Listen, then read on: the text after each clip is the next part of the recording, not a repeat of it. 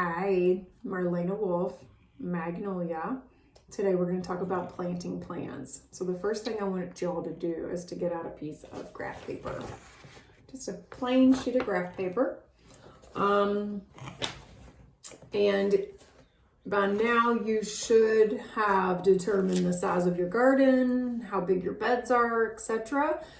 So at this point we are going to decide how we want to lay the plants out.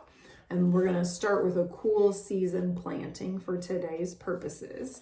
So if you don't know what cool season plants are, refer to the Home Gardener's Handbook, which is in the introduction video at the Kajabi platform here. You can download the PDF.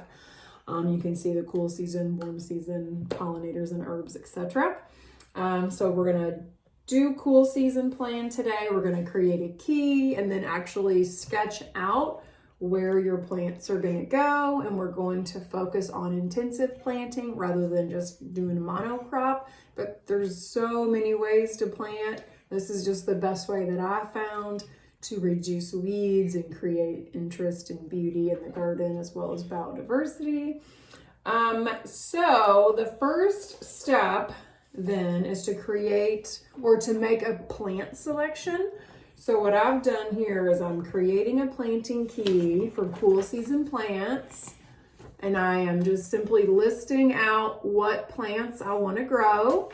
So in my garden, I'm going to do lettuces, carrots, peas, beets, Swiss chard, dill and cilantro, as well as cabbage, kale, broccoli, cauliflower, nasturtium, and calendula. Okay, so take your time, pause the video, make a cool season plant selection, and then we can move on.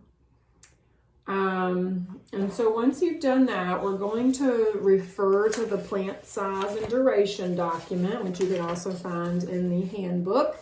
I have it here. It's updated for your reference, plant size and duration. And that's going to allow you to better decide how much space your plants actually need. These are mostly warm season stuff. So we're just going to focus probably on the small, well, there's some large in there too, excuse me. Disregard that.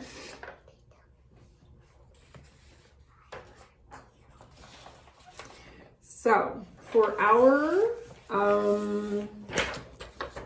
purposes, we are going to make, instead of using these tiny little blocks for a square foot, we're going to go 4 by 4 for 1 square foot, so you can have a better visual of what this garden layout is going to look like.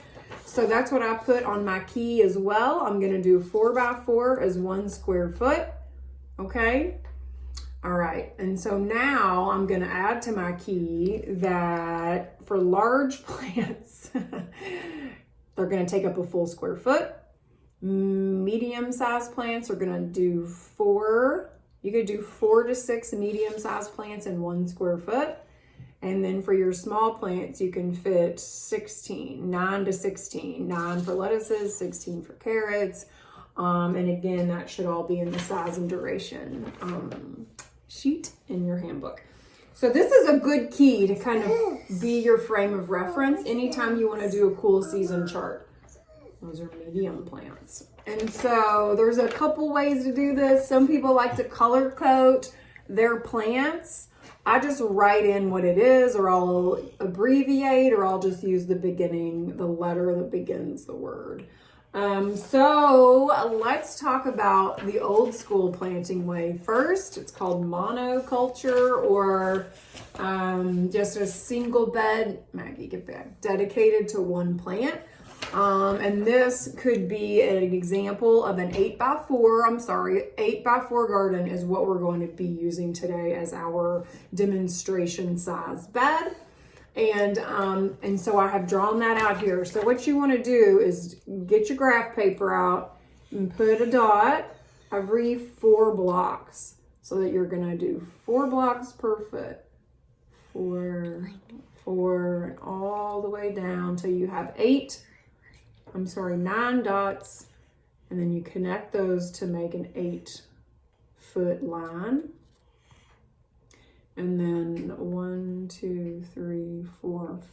5, dots to make 4 foot on that side. And so this is, again, the monoculture. If you want to plant for simplicity's sake, or if you have a ton of space, or if you're going to grow for the farmer's market, it is easier to plant similar plant families in the same bed, or all cabbages. This could be all cabbages, all broccolis, all kales, whatever. You could do 4, you could do 32 in this entire thing, but I have staggered my plantings just to give things a little extra space. 1 foot's a little tight for that plant family, so I've just staggered it out. So you could have 23 to 32 large plants in an 8x4. Most people don't want to eat 32 heads of cabbage, right? Unless you're shredding it for sauerkraut or you're making kimchi and you're reselling it. It's just a lot at once. So I'm gonna shift gears over to what I advocate for and what my company does, which is a more intensive square foot planting model. And it gets a little more crazy, right? Gets a little more crazy. So I have my key still, and I've drawn out my chart, 8x4, and I've added my trellis, because I have a trellis, and those are best to have things climbing. So I like to start in the centers of the bed with my large stuff first. I opted for only 8 large plants. You could have gone with 10, 12, 14, or 16 if you just wanted to stick to the entire center. The best way we found to do it is to do the big stuff in the middle, the medium plants along the sides, and then the smaller plants further out. It is an advantage to plant like with like oftentimes. Sometimes we'll do large plants, medium, and then just plug in smalls. But for this purpose, we have all carrots right here because they kind of grow better together. They grow better together simply because they're not like competing for any sort of nutrient or shade or whatever. The seeds are small. Maggie, stop. So I have my big stuff here. I have flowers, magnolia, stop. I have flowers on the end. That's my nasturtium. That's my calendula. That really adds just an element of beauty to the beds, and it does attract beneficial insects to prey on the bad bugs, which are called pests. And then we have climbing peas on the trellis, right? We want to put things that climb, that have natural tendrils to climb, or things that could be trained to climb on the trellis. So I have snow peas here. I have 8 to 10 in that little tiny section. And then I've snuck some dill and cilantro right in here between those and the bigger plants.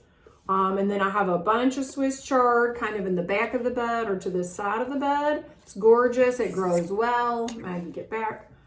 And it provides a nice cooking green that doesn't have a lot of pest pressure, which I like. And then I have a ton of lettuces up here. I only have about 9 per square foot. You can see, you can count those. I have them designated with an L, nasturtium with an N. I've kind of got these designated: collie, cab, brock, kale, and then I have beets at the bottom. Again, I've got about 9 in each square foot for the beets. And what else do I have in there? That's it for this example. So this would be your cool season planting plan. You can easily make these all cabbage. You can plug in different varieties: red cabbage, Savoy cabbage, red Russian kale, lacinato kale. I mean, you can easily switch the varieties up so you're not just having one thing or one variety of the same thing.